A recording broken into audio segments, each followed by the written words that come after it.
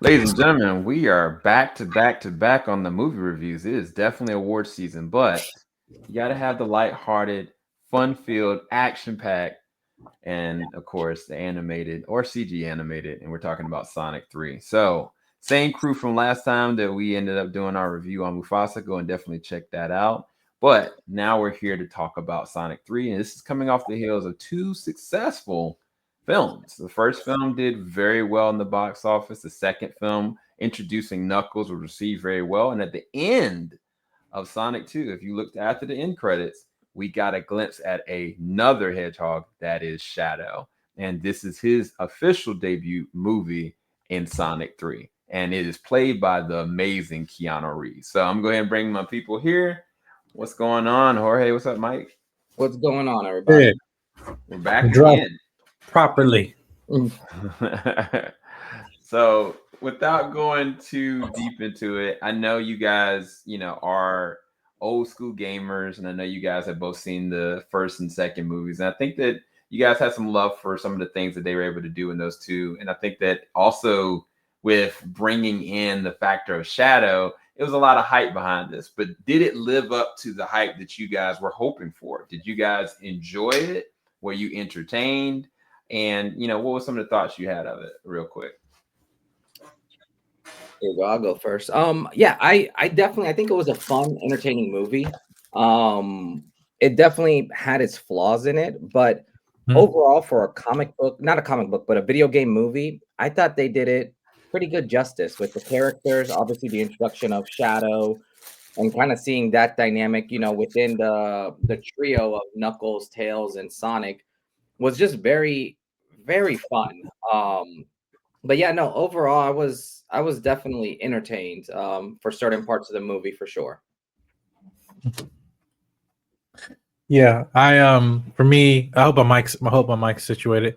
But like yeah, I felt with this is like as being a fan of Sonic again, when the movie started, you just think like, wait, I can't believe it. We're at the third Sonic movie. Never thought this would ever happen, you know? And I remember like at the theater every single one. And now we got to this point, and this is a franchise that yes, definitely has its weaknesses, but still it has consistent momentum of still being entertaining. That's all it needs to be. Even for for adults and also for kids as well. But yeah, I felt this film delivered on that. Definitely there was like some weak points in terms of like certain comedy moments, but this is the most, I guess, darkest and emotional story in Sonic we ever had. In terms of the first two Sonic films, also the Knuckles series as well. Yeah, so this is, I feel, been a consistent trajectory going up, right? And definitely enjoyed in terms of what they did here, but we'll get into it. You I muted? think, yeah, I was. I think for me, I just wanted to have an entertaining time, and I was a little concerned at the very beginning of the movie with some of the comedic numbers, and I was kind of just like, this is a little too cringy for me, and I was kind of like, I felt out of place. I felt like this movie maybe wasn't for my demographic. But I think what hit home for me is when they truly got to the core of what Shadow represents. And Shadow as a character, of course, he is strong. Of course, he is vengeful. But at the end of the day, he's very human. And I think that they were able to use somebody like Keanu Reeves, who's got a great voice talent, great actor, to show different levels of what it means to do wrong versus right, tit for tat and eye for an eye. And I think that that's an age old lesson. I think that they are able to execute it pretty well, that made the movie palatable, because everything about Shadow, whenever Shadow was up there, whether it was his action, whether it was his story, whether it was his background, even the flashbacks, with every scene with him, it made the tone shift to something very different. And so when he started to intersect with Sonic as a character, I think that it added a little bit of weight and volume to Sonic as a character as well. And I think it's really interesting because, truth be told, when they introduced like Idris Elba into this, I was kind of like, oh, okay, this is dope as Knuckles. But then I saw the Knuckles show, and I, unfortunately, it wasn't for me, and I don't really know what it was marketed to personally. But I know the actor, and I know that he can play a role very well. But even down to Knuckles from the second movie to this one, he's toned down quite a bit. But like you said, Mike, like you said, Jorge, this is a very different tone for this. And I think that those tonal shifts help service the film because it makes it be a point. There's a point to the film. And I definitely do want to talk about some of the negatives and some of the dry spots, but I do want to give credit where credit's due is with how they executed Shadow, how they executed his backstory. And there's another big plus that I want to kind of get into, but I'll let you guys. What did you guys think? What were some of the pluses you guys had for Shadow and how they were able to execute him? Yeah, I think with this movie, I think something that they did a lot better than the other movies is you really get to understand Shadow from all aspects, you know, from I don't want to say inception, but from like, you know, being in this world and how he became the way he is and why he is the way he is. Which I really appreciated in terms of just being able to just kind of see this I think Shadow for me reminds me almost like a of a Venom, where it's like it's a bad guy you root for, you know, Mhm. like he's just that like just that cool dude, you know. Obviously, like in this scene, you see him in a bike and everything, like just riding, you know, like on a motorcycle when clearly he doesn't need to, but still does it. So, you know, definitely enjoyed the way that they were able to tell his story in this one and just how deep they were able to go into it. Yeah. Mike, any thoughts on Shadow as a character conceptually? Yeah, I felt because this also after the second one with Sonic 2 introduction of Knuckles, you can easily say, hey, you know, these two are very similar and easily, if not done well, that you can say, okay, that this is just a different character with new skin, right? But unlike where you know Knuckles represents the brute force and soldier warrior aspect, Shadow represents the person that has like full rage, right? Mm-hmm. You know, and also like darkness, right? Because all characters had you know some type of tragedy, even Sonic, you know. But at the same time, how they operated in terms of their, I guess you want to say their childhood trauma is their differentiator. But with Shadow and how he kind of evolves throughout this film, definitely is something that even Sonic needed, you know, on his own too, because the fact that both of them are hedgehogs, like you have a moment of like, hey, I'm you're two sides of the same coin. You know, I have my backstory, you have yours, and some of them are kind of similar, but I went a different route because of people in my life, and you made you went a different route because of a terrible situation that happened. You know, but it the again the big theme of it was shadows, like and how people struggle how to channel their darkness sometimes out of rage and revenge, unforgiveness, you know, and maybe sometimes guilt as well.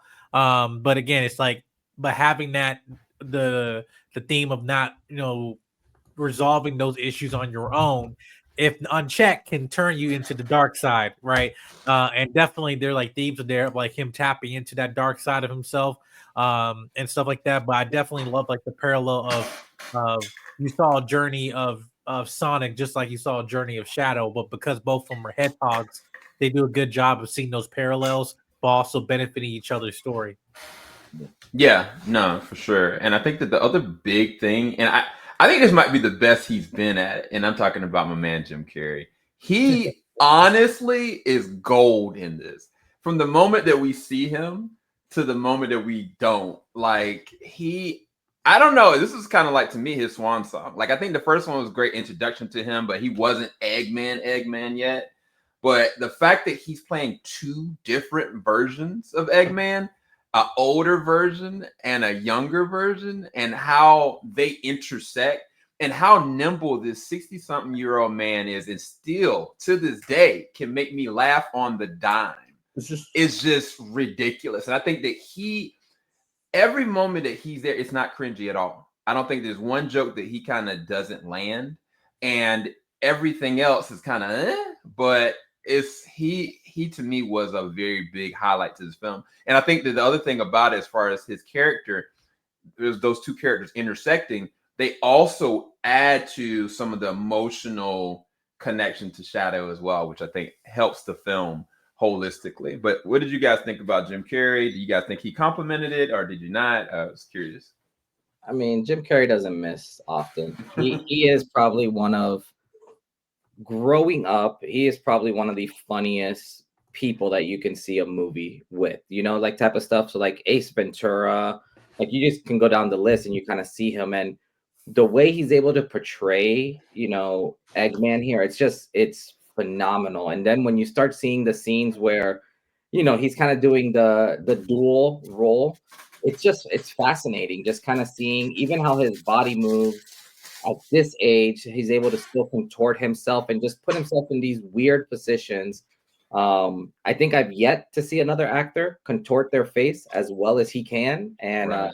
create just so much just expression from little simple things. But no, I thought he killed it on this as always, and I do agree. I think Sonic 1 was kind of like his intro and just this amazingness, and this is kind of the pinnacle of like what you see in Sonic. So I was thoroughly happy with him.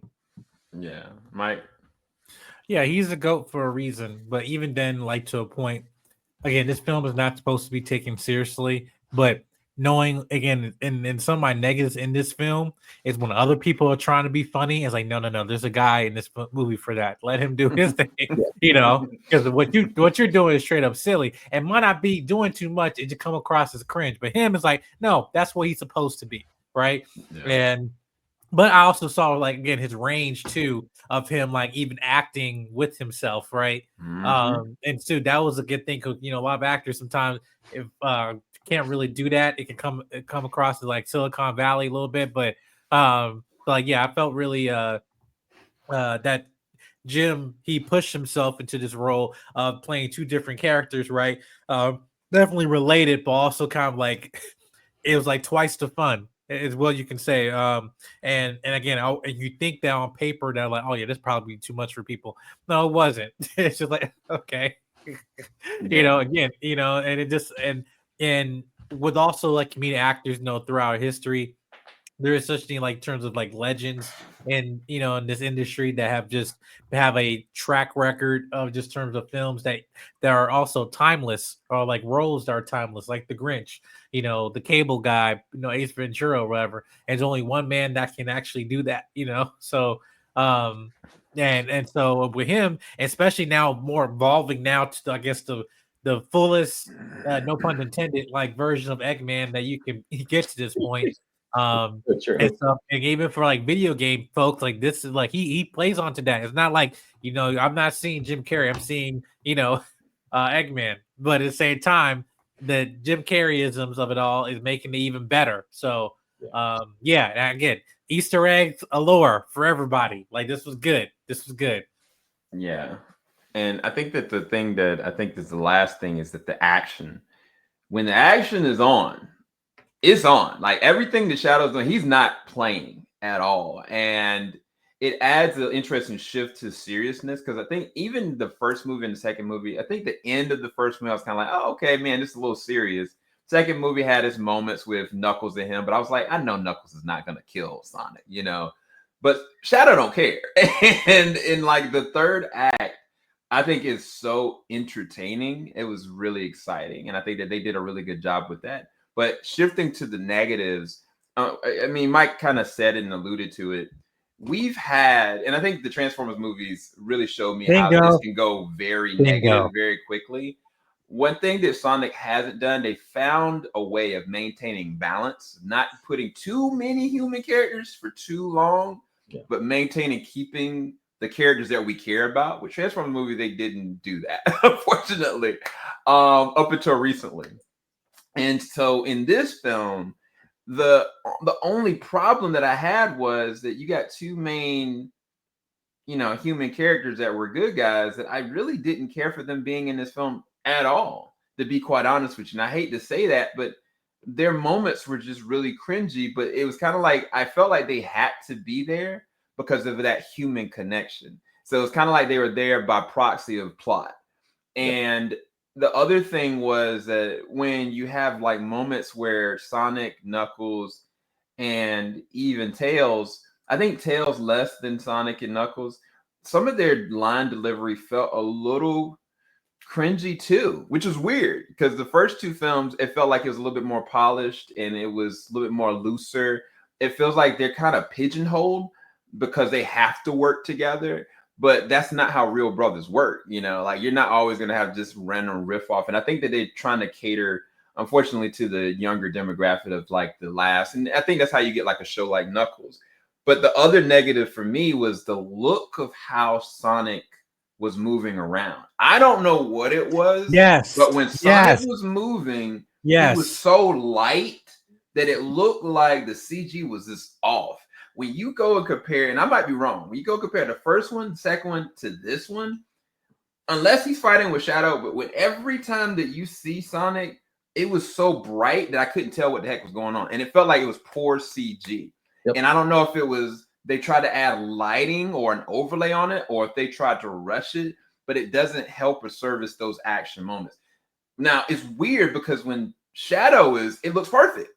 Even when it's Tails, when it's Knuckles, it's okay. But when it's Sonic, I feel like they tried to add so much blue that it added this hue around and just made him look very fake. And unless he was doing those slow motion moments, I was taken out of it versus the first and second one. I don't know if y'all caught that or not, but those are my negatives. I caught it too because there's also when he was running, like, okay, we also, if any of you guys visual effects people or graphic design or anything like that, you know, such thing in terms of saturation with colors, right? Contrast. And because we have more like CGI characters than ever before in this movie. Like it comes to a point like, yeah, you are a colorful punch. Yes. And with that, it can clash. But what they did was like, hey, we got one hedgehog. We're devoted to this movie. And we forgot the one we even created, even the one we actually redesigned, you know? So that's where it was kind of like, now, again, it's not saying it was like bad, like horrible or anything. We just know it just come off. It was noticeable. Off, right? Yeah. It didn't like say it take me out, but I did notice that. But also again, because with Knuckles, not even with Knuckles and Tails, again, they're the colors and contrast and everything. But even with like Shadow, like there are like scenes in here that are good. Like when he's coming out of the water, of the water tank and stuff like that, and you see his fur and stuff like that. Like that's great. But you see that just that's so much dedication to them, and even I can't spoil that. But like, yeah, they just like you're seeing just terms of their fur. Like their fur, even then in different situations, again, are still good. But with Sonic, there's definitely a lot of scenes that seem like off. Where I'm like, okay, what you guys had to meet a deadline or what? I mean, obviously not because you delayed it. But yeah, I think really it was just a clashing of these too many characters as you're bringing in more colors into the bunch. But anyway,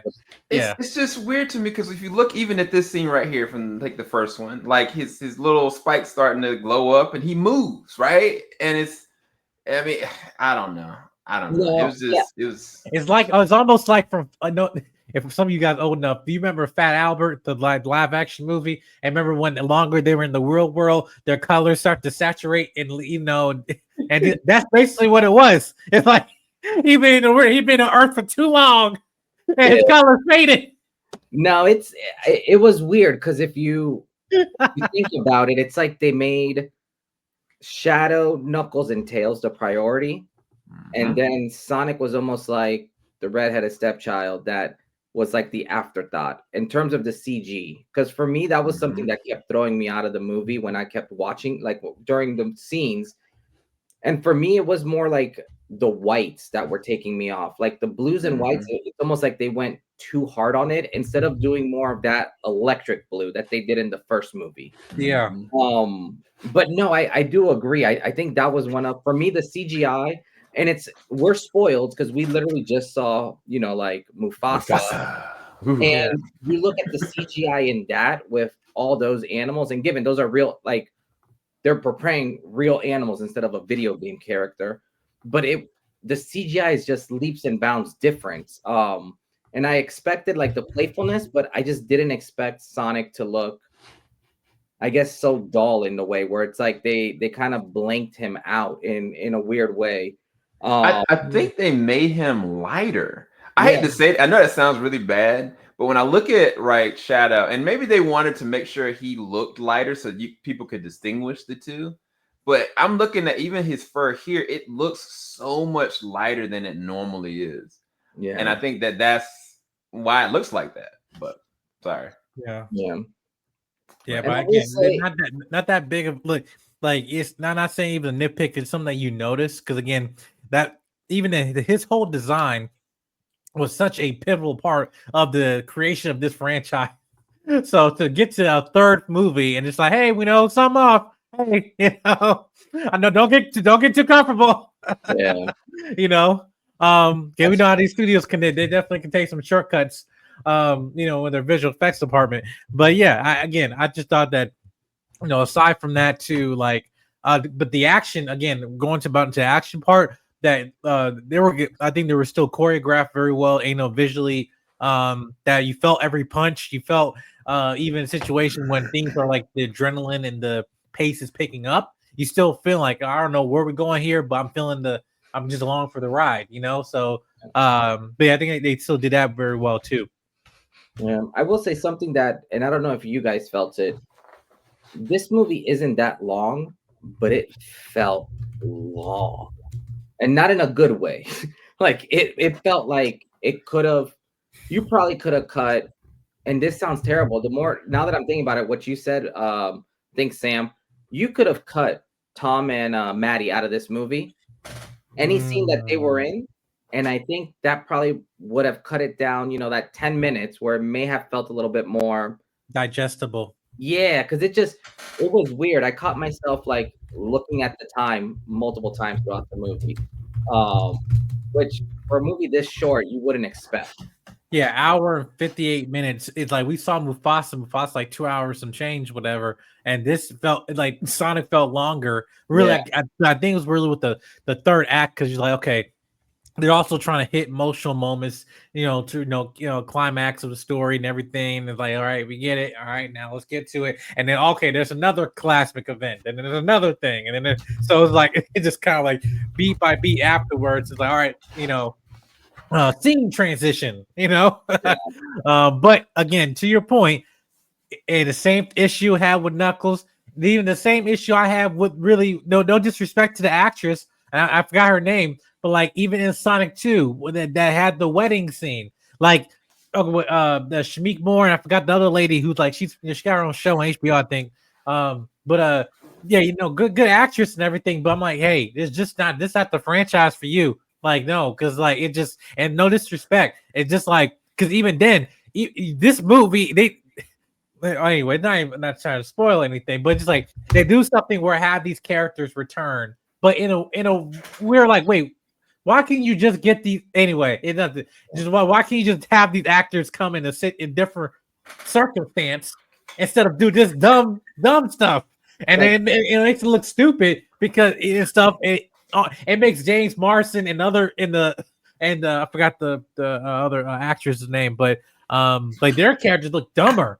I'm like, he's a police officer, right? It's it's like that's what I'm like. and you completely, in a weird way, you completely forget that he was a police officer because Yeah, of some of the things that he does and some of the choices that he makes. Like you're scratching your head of like, this used to be a cop. Like, come on now. Yeah, Yeah, but what I'll say is that, and I hate to say this, some studios, and that's why I said I realized at certain points I was like, this movie isn't catered to me. This isn't for me. Some studios pick certain characters to make them connect with a certain demographic and a certain age group. And yep. if you really pick this film apart, which you're not, you shouldn't. It's a fantastical kids movie. But if yeah, you did, right, they're trying to pick to this demographic, this age group, and right, and those right, kind of right, right. knee-jerk characters and cringy, non-comedic things. I mean, if I thought too much about it, I'd be offended. But I'm not gonna do that because this isn't for me.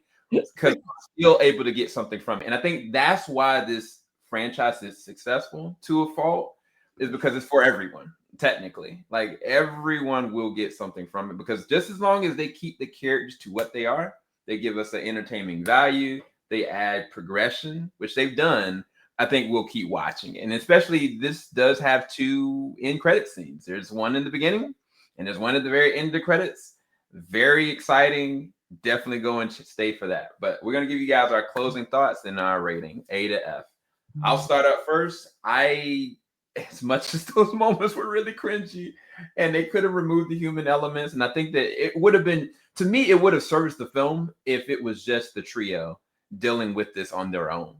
And if you had a worst case scenario and they had to go back home because they're, away, and I think they would have been a little bit different, but they just didn't write it that way, unfortunately. But everything about Shadow, everything with Eggman, everything with the final act definitely thrilled me and entertained me. So I'd rest this at a B minus. I really actually did enjoy this. I think it may, if I go back and rewatch it again, I may have a little bit more of an enjoyment going through them. Because it has been a really fun ride and a fun progression. I can't wait to go and take, my kids to go and check this out. So that's where I'm at with it. What about you guys? Yeah, I think for me, I would probably give this like a solid just C. I'm not in love with it, but if it was on TV or if it's like, streaming, I'll probably turn it on and watch it. But yeah, for me, I think it's just it feeling long. And I do agree. I think this is for a certain demographic. I'm sure my kids will love this movie and will just be cracking up, throughout some of the scenes, and, will be at the edge of their seats with others. But yeah, for me, I would just give this a solid C overall. Yeah. Yeah. And Mike, what are your final thoughts and ratings? Yeah, so final thoughts again. I did enjoy myself for the gamers, the 90s, kids and everything. Like, you guys will enjoy this film. For video game like Easter eggs, again, listen to the music, listen to also the Easter eggs. They're plain as sight if you just pay attention. But they're done very well. They're not cringe. It's like, oh, and it actually, you feel a camaraderie too in the audience too with the older generation. Particularly with one scene, like, yeah, shout out to the folks, the OGs, right? But yeah, aside from again the cringy moments, I do give this probably a B minus. I mean, I would go see this film again, but if I go watch it, like if it's on TV or anything or streaming, I'll fast forward till we get to like the points of Shadow and other like action moments and stuff like that. But yeah, but again, this I'm looking forward to the bright future of how they expand this lore and stuff, because again, the third Sonic movie, can't believe it. But I'm glad we're here. That's all I can say. Video game franchises, the movies, we're on a good trajectory, even for television too. So yes, we're in a good era right now. So yeah, if they make another one and they finally just remove all the humans except for Eggman, you got a winner. you got $1 billion movie. I'm joking. That's rude. But yeah, I'm gonna put this little meme up here and y'all will understand the reference in a little bit. But yeah. Anyway, Mike, where can everybody find your content? Yeah, you can find me here on TeamJVS. You also find me on YouTube, Instagram, all social medias at Jedi Mike 7. Got my reviews and stuff coming up in a year, wrapping things up and stuff. Also, I started writing for Multiverse of Color and everything. And Superman coming, Superman trailer. Anyway, I'll see you guys next video. Make sure you like and subscribe. Superman. Anyway. Oh my God. Jorge, where can everybody find your content? Man, you can find me here always at TeamJVS, and then be on the lookout for 2025. We're gonna be expanding a little bit and doing some fun stuff. So definitely be ready for that. Oh yeah. Yeah. Let's do it. But yeah, you guys, thank you guys so much for watching. Hope you guys enjoyed our reviews as of late. Again, it's award season, so we got a lot of stuff coming down the pipeline. So stay tuned. All right, y'all. Peace.